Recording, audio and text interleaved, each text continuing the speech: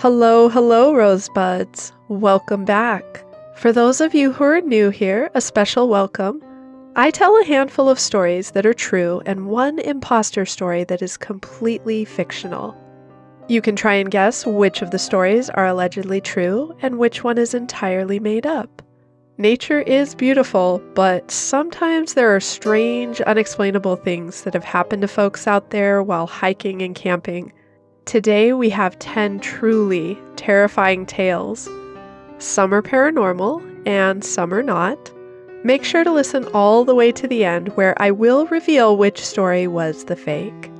So sit back, dim the lights, and settle in for 10 Oz effect and wilderness tales of terror to tell in the dark.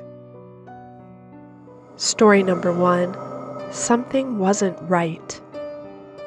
Backpacking through the Colorado Rockies with a boyfriend, we both got to a clearing and decided we'd camp that night. Started to set up the tent, and then everything just got quiet. Like, as in, no sound, and the hair stood up on the back of my neck. I told him to pack up the shit, we were going. He tried to argue, but I've had enough experience in the deep woods to realize you don't mess around when things go silent.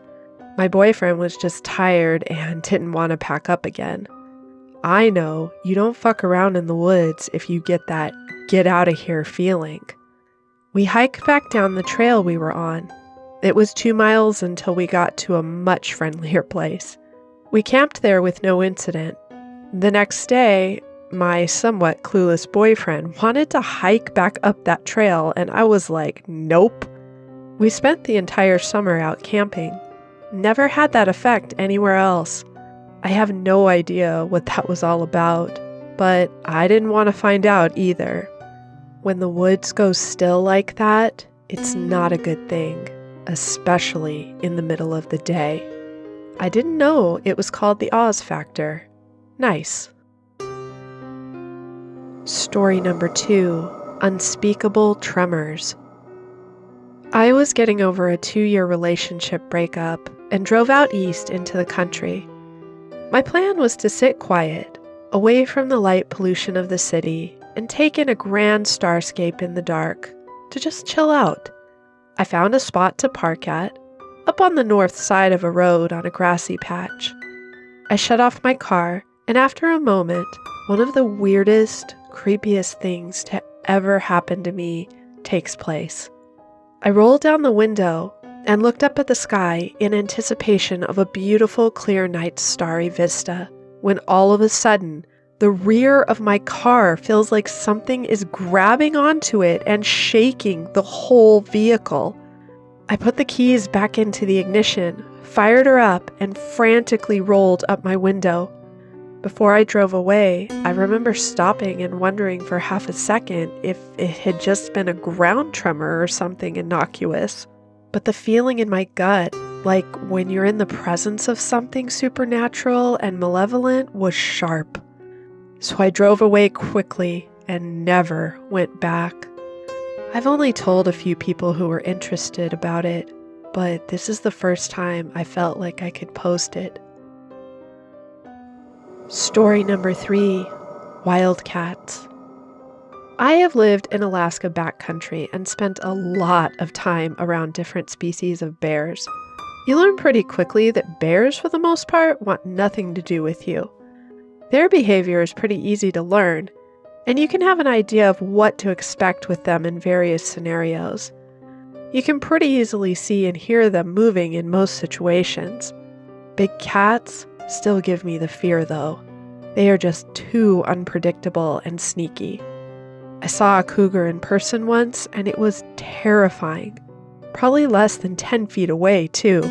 If you've never seen a cougar before, you're imagining it too small.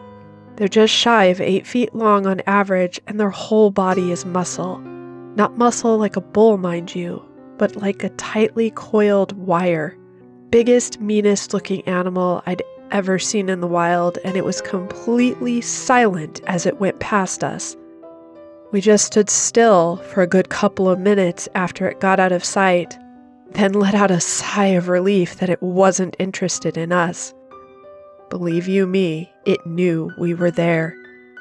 I've always heard the saying, if you see a cougar, it has already decided not to attack you. I'm pretty sure this is true. Story number 4, Watchers in the Woods. I was camping in upstate New York, middle of absolutely fucking nowhere. There were 6 of us, 3 guys and 3 girls. Long after it got dark, and it gets really dark up there, great for stargazing, we were ready to pack it up and head to bed. Us girls decided to take the 10 to 15 minute walk to the small wash basin on the property to wash up, brush our teeth before bed. Meanwhile, the boys stayed behind to poke at the fire. I held a large flashlight to guide our way there, swinging it a little as I walked. We did our business, all while laughing and having a good time. Then it was time to head back to the tents. About halfway back, there's a large clearing, with more forest on either side. We come to the edge of the field and cut straight through to the other side. About halfway through the field, I swung the flashlight upwards, and that's when I saw it. A group of people standing in a circle, all holding hands in the pitch black darkness. They all looked like normal people in normal clothes, but they all just stared at us. It was almost as though they'd been staring at us the entire time. I don't remember seeing their heads actually turning. They didn't say a word. I held the flashlight on them for a few seconds as I froze. Then the 3 of us started speed walking, as if to pretend this weren't actually happening.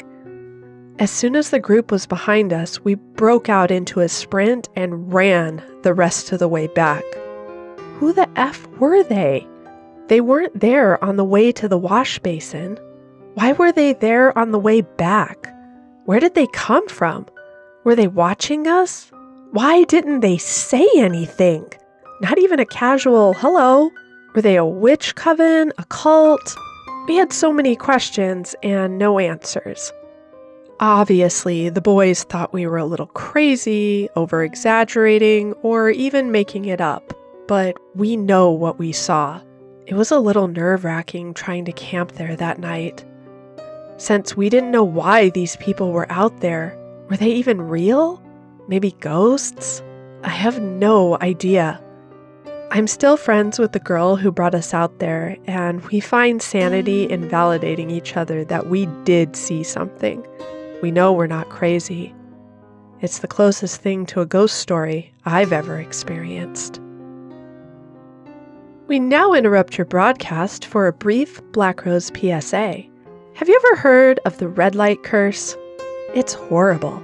Every time you're in a rush, you'll hit every single red light on your way to your destination. It's absolutely true, but if you want to avoid it, all you have to do is hit the like button and share this episode with a friend. All right, back to our regularly scheduled broadcast. Story number 5, A Bad Feeling. I live out in the boonies on the border between Alabama and Georgia. One of my favorite pastimes is driving down old back roads to see where they lead. Thinking about this in hindsight, it probably isn't the smartest thing in the world, but I love the sense of adventure. Well, it was probably around midnight one night when I got the urge to go for a drive. I drove for about 20 minutes down the highway, my eyes scanning either side for a good exit to pull off. Finally, I see it. There's a break in the barrier and a stark split where the road turns into dirt.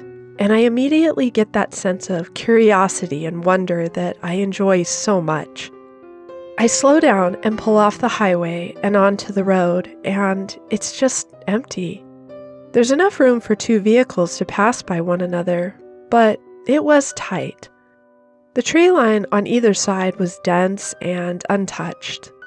I kept driving, windows down, and enjoying the sound of the highway disappearing behind me. A good 10 minutes later, the area is silent save for the bugs, and I'm trying to decide how far down I should go when the road begins to narrow and the trees begin to thin. The road grows tighter, and tighter, and my headlights catch something in the distance. It was a rusted metal gate, like one of those real old ones that you see on farms. It was flanked on either side by dense brush, and there was a faded no entry sign on the front. I came to a stop and debated for a few moments before getting out of my vehicle and walking up to the gate. I wasn't going to go in. I just wanted to see if I could spot anything down the road. Everything seemed normal as I stepped out onto the dirt road. The forest around me was pitch black, and there was a wet smell outside. Peering past the gate, I saw that this narrow road continued on and curved to the right. I still remember the chill that gripped my entire body to this day. I could feel every hair stand up and my mind went into overdrive. I needed to get back to the car and fast. I didn't know what the problem was, and I remember asking myself why I was feeling so weird when it was just a rusted gate. It's not like I hadn't seen these on dirt roads before. Nevertheless, I hurried back to my car, jumped in, and made a tight 5-corner turn before I jammed my foot on the gas and sped away. My heart was thumping in my chest and my breath was light and uneven. The feeling didn't go away until I tore out of the road back onto the highway. I've never felt something like that before in my life, and I've done a lot of off-road exploring. I thought about going back, but I think on this one, I might just leave it be. Story number 6. Something watching me. Well, it didn't happen to me, but my great-aunt. This happened when she was out hiking, I believe by herself. That side of the family is super into backpacking and such.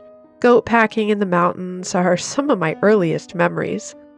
Anyway, she was just enjoying her hike when I suppose she began to experience a feeling of dread, as if she was being watched. If you've ever experienced something like that, you probably know that all you want to do when it happens is to get out and get out now. As she was completely by herself, in the woods, in the middle of nowhere, she immediately started quickening her speed as she hiked back to her car. As she went, unfortunately, that feeling did not leave or decrease. Instead, she felt as if she was being followed. She finally reached her car and quickly got inside. The moment she did, a full-grown cougar jumped down out of the trees onto the hood of her car. The cougar had been following her up in the trees all along, stalking her as she went back to her car. If it weren't for that terribly eerie feeling, chances are she wouldn't have made it out alive to tell the tale. Story number 7. I won't go back again.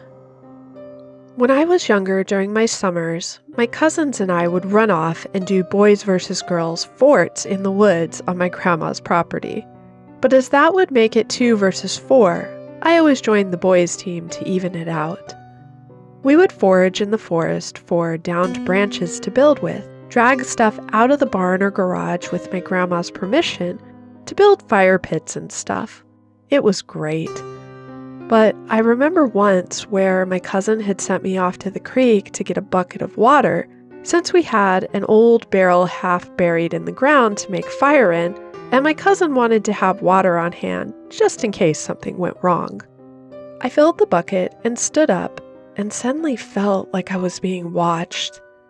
I was like 15 when this happened, so I was old enough to realize it and pay attention. I couldn't hear birds, insects, or even the frogs in the creek anymore, and the sound of running water was distant and muffled. I stood perfectly still until it passed by, and then ran like hell back to my cousins, who dismissed it and said they hadn't seen or heard anything odd. But for the rest of the summer and the next, I would not go into those woods alone. And by the time summer came, we were all too old to go playing in the woods and stopped doing it. So it just stopped being a thing, and I never had to go back there again. I will say, I've never had a feeling of disorientation like that ever again, so it wasn't a medical issue. I don't know what was going on that day out in the woods, but something was off, and I won't go back there again. Story number 8, Just Wrong. I've told this story once or twice here. Up in Appalachia, I used to take long walks through the woods. One day, I came upon a house falling in on itself. A wall or two was still up, but that was practically it. For some strange reason, all of a sudden I think to myself, if I go around the right of the house and go back in, I can go down the stairs and there will be a door. I've come all this way, I might as well say hello. Later, I would think about how weird this was, but in the moment, it felt perfectly normal. I walked around the back of the house, and sure enough, there's some stairs. I walked down those, and there's a door to the left. I knocked on it, and after half a minute, I hear scrabbling on the other side of the door, like there were actually people there. I heard what sounds like someone trying to unlock the door and muttering, "Don't go, don't go, don't go." All at once, I realized where I was, what I was doing, and the fact that someone was about to open that door. Everything suddenly felt wrong, and I got the fuck out of there. Story number 9, Jungle Creepiness. I had the chance to travel to Chiapas for vacation to these cabins in the Lacandan jungle. The owner warned us not to go deep into the bush as it was extremely easy to get completely turned around, even if you only walked a few hundred feet in. I didn't follow this advice. I was following a trail, enjoying my hike in a place that was absolutely foreign to me. Mind you, I grew up near the woods and was used to hiking, so I wasn't ignorant about the dangers and was confident in my skills. Eventually, the trail started to disappear. Up until then, it had been a well-defined path, but the trees started closing in and it got harder and harder to see further ahead. It eventually disappeared completely, but I was still curious to see what it was like out there, so I walked further in, only to be met by a wall of green. It was really hard to walk straight on. It's no wonder how many people get lost, so I started to turn back, not wanting to risk it. Now, if you don't know, the jungle is loud. Birds, monkeys, insects, critters moving around, the trees, you name it. I reached a point where it suddenly got completely silent. And let me tell you, hollering monkeys around you suddenly going mute is creepy as fuck. I decided to nope it out of there. I know sudden silence means trouble.